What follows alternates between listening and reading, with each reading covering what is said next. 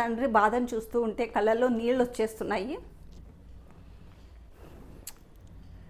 సరే సారీ. ముఖ్యంగా ఈ మలి వయసులో తన కొడుకు తోడుంటాడు, తన అంత్యక్రియలను తన కొడుకు చేతులతో చేపించుకోవాలి అని ప్రతి తండ్రి ఆశపడతాడు. సారీ అండి, కొంచెం ఎమోషనల్ అయిపోతున్నాను. బట్ వీళ్ళు ఆడవాళ్ళ లేకపోతే విషనాగుల, అసలు నాగుల్ని వీళ్ళతో కంపేర్ చేస్తే ఆ పాములు కూడా అసహ్యించుకుంటాయేమో అంతలా దిగజారిపోతున్నారు కొంతమంది మహిళలు. అందులో ఈ సబ్స్క్రిప్షన్ పెళ్లి కాని వాళ్ళు, పెళ్ళైన వాళ్ళు ఈ సబ్స్క్రిప్షన్స్ అని ఒకవైపు డబ్బు గుంజుతూ ఉంటే, ఈ పెళ్ళైన వాళ్ళు భర్త నచ్చకపోతేనో లేకపోతే బయట ఏదైనా అక్రమ సంబంధం ఉంటేనో భర్తను చంపించడంలోనూ ముందంటున్నారు. అండ్ ఆల్సో భర్తను మభ్యపెట్టి అక్రమ సంబంధాలు కొల్లలుగా పెట్టుకునే వాళ్ళు చాలామంది ఉన్నారు. రీసెంట్గా చాలా విషయాలు అనేవి ఇలాంటివి జరుగుతూనే ఉన్నాయి.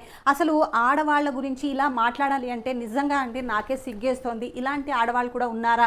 ఇంతకుముందు ఆడవాళ్ళు అంటే ఒక ప్రత్యేకమైన స్థానం ఉండేది. బట్ ఇప్పుడు అవన్నీ ఎథిక్స్ మాకొద్దు, మగవాళ్ళకు మేము ఎందులోనూ మించిపోము, జెండర్ ఈక్వాలిటీ అని చెప్తూ ఉన్నారు కదా, మరి ఇందులో మేము ఎందుకు ఉండకూడదు? అక్రమ సంబంధాలు కావచ్చు, భర్తను చంపించడంలో కావచ్చు, సబ్స్క్రిప్షన్స్ పెట్టడంలో కావచ్చు, స్కిన్ షోస్ చేయడంలో కావచ్చు, వాళ్ళకి మేము ఏం పోయాము, ఇంకా మాకు దేవుడు కొన్ని వరాలు ఎక్కువగా ఇచ్చాడు కాబట్టి వాటితోనే మేము క్యాష్ చేసుకుంటాము అన్నట్టుగా లస్ట్ కోసమో డబ్బు కోసమో దేనికైనా సరే బరి తెగించిపోతున్న ఇలాంటి ఆడవాళ్ళ గురించి మాట్లాడాలంటే ఒక ఆడదానిగా చాలా సిగ్గుపడుతూ ఉన్నాను. ఇలాంటి వాళ్ళతో చాలా జాగ్రత్తగా ఉండాలి.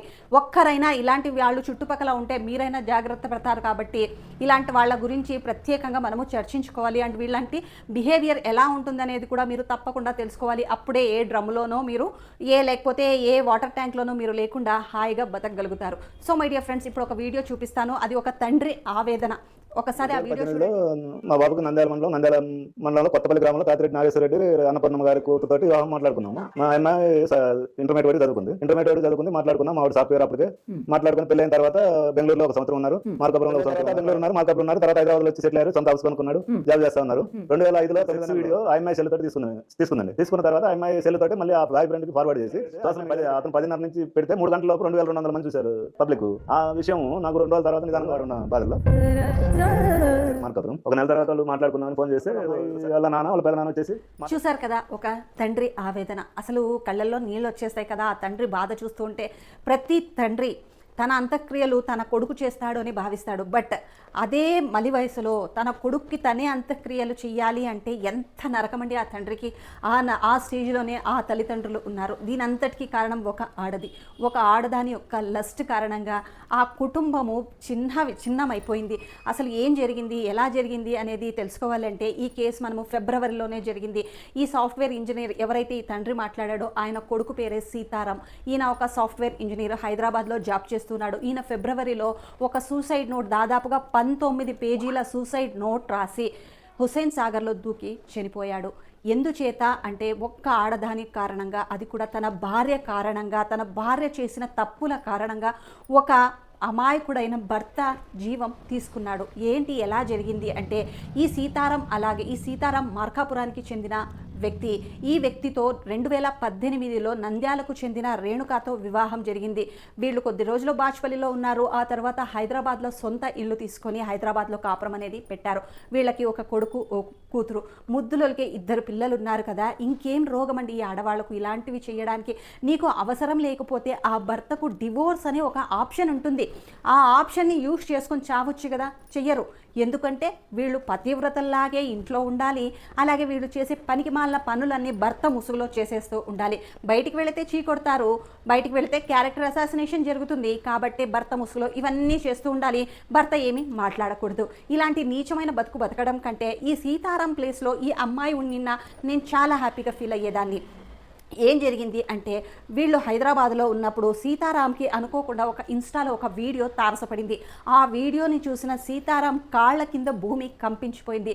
ఏమనుకుంటున్నారో తెలుసా? ఆ వీడియో భార్య ప్రైవేట్గా వేరే వ్యక్తితో ఉన్న వీడియో ఇన్స్టాగ్రామ్లో హల్చల్ చేస్తోంది. దాదాపుగా వైరల్ అయ్యే స్టేజ్కి వచ్చిన ఆ వీడియోని సొంత భర్త తన భార్య వీడియోని చూస్తే ఎలా ఉంటుంది ఆ భర్త యొక్క పరిస్థితి? అప్పుడు మాత్రమే సీతారాంకి తెలిసింది తన భార్య యొక్క అసలు స్వరూపము. అంతకుముందే ఆ భార్యకు అంటే సీతారాంకి తెలిసేకి ముందే ఆ భార్యకు 1.5 సంవత్సరంలోనే 3 అక్రమ సంబంధాలు నడుపుతూ ఉంది. అంటే ఈ ఆడవాళ్లను దేనితో కొట్టాలో ఒక్కసారి కమెంట్ చేయండి. అసలు ఇలాంటి వాళ్ళు బతికుండడానికి కూడా అర్హులు కాదు అని నేనైతే అంటాను. ఈ సీతారాం ప్లేస్లో ఈ అమ్మాయిని కనుక చంపేస్తుంటే కేస్ అనే సీతారాము వాళ్ళ ఫ్యామిలీ హ్యాపీగా ఉండేదేమో. అట్లీస్ట్ ఈ అమ్మాయికి ఒక ఛాన్స్ ఉంది కదా, వేరే వాళ్ళతో వెళ్ళిపోవాలి అనుకున్నప్పుడు భార్యని భర్తను ఇలా మభ్య పెట్టడం ఎందుకు?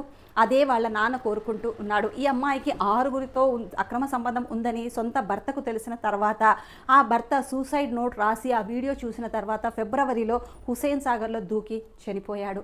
అంతకుముందు వీళ్ళు చేసిన పొరపాటు ఏంటంటే వాళ్ళ అమ్మ అంటే ఈ రేణుక ఎవరైతే ఉందో వాళ్ళ అమ్మ నాన్న ఈ అక్రమ సంబంధాల గురించి తెలిసినప్పుడు వాళ్ళు వచ్చి ఇంకొకసారి మా అమ్మాయి ఈ విధంగా చెయ్యదు, కాంప్రమైజ్ అయిపోదాము అని వీళ్ళు ఒప్పుకున్నారు చూడండి. అదే ఈ సీతారాం చేసిన తప్పు. ఈ సీతారాం కూడా కేవలం పిల్లల కోసమే తను ఈ డెసిషన్ తీసుకున్నానని చెప్పాడు. అండ్ ఆల్సో తను ఆ సూసైడ్ నోట్లో ఇది సూసైడ్ అంటే మరి యూట్యూబ్ పదే అంటుంటే యూట్యూబ్ కూడా మనకు వీడియోకి రీచ్ తగ్గించేస్తుంది. సరే, సో ఈ సీతారాం ఆత్మహత్య చేసుకునే నోట్లో ఏం రాశాడంటే ప్రతి ఒక్క అమ్మాయికి దయచేసి ఇలా చెయ్యకండి అని ప్రాధేయపడుతున్నట్టుగా రాశాడు.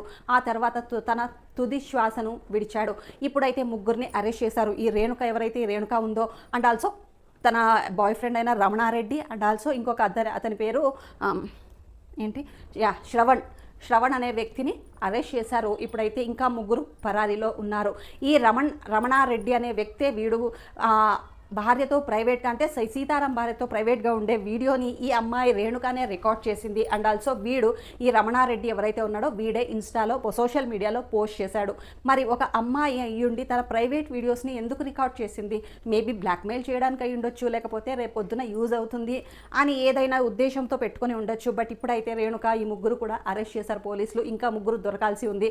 వాళ్ళ ఫాదర్ ఒకటే చెప్తున్నారు, వీళ్లకు ఉరిశిక్ష పడాలి. తన దగ్గర ఒక పెన్ డ్రైవ్ ఉందంట. ఆ పెన్ డ్రైవ్లో ఇంకా ఎన్ని రాసలీలలు ఉన్నాయో ఆ అమ్మాయి యొక్క కథంతా కూడా ఆ పెన్ డ్రైవ్లో ఉంది. తన ఫోన్ కూడా తీసుకొని పోలీసులు విచారణ జరిపి ప్రతి ఒక్కరిని తన కొడుకుకి చావుకి కారణమైన ప్రతి ఒక్కరికి శిక్ష పడాలని ఆ తండ్రి అయితే కన్నీళ్ల పర్యంతమై వేడుకుంటూ ఉన్నాడు. మరి తర్వాత కేసు ఏ విధంగా ముందుకు సాగుతుందనేది వెయిట్ చేసి చూడాలి.